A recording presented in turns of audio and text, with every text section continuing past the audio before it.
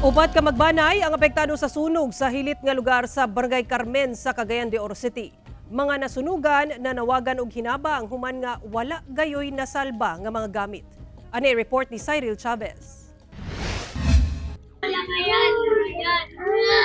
Chapaw nga paghilak sa mga bata, dungan sa nagdilaab nga kalayo. Ingon ane ang sitwasyon, human nga kalit miulbo ang usa ka sunog sa Zone 13 Barangay Carmen, Cagayan de Oro City. Pasado las 11 sa buntag adlong Sabado. Sa kadako sa kalayo, walay nahimo ang mga residente sa palibot.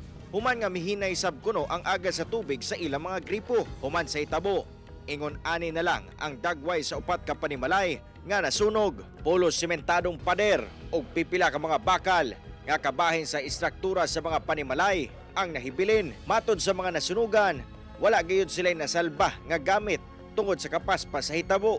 Nag-welding dia.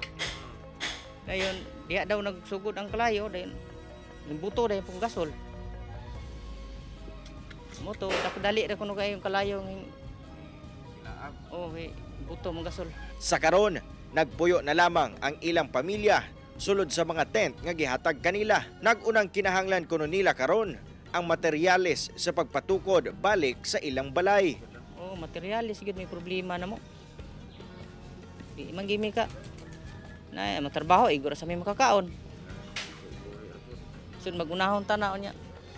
Wa tay kaunon lisod kay ni pamilya na tong gagmay pa. Sa tala sa Carmen Fire Station, miabot sa 350,000 pesos ang damyo sa sunog, kung asa ana sa upat ka mga panimalay ang totally damage og usa ang partially damage. Usa sab ang samdan sa panghitabo. Padayon pa ang investigasyon sa BFP sa rason sa sunog, apan usa sa ilang ginalantaw ang giingong pag-welding sa lugar.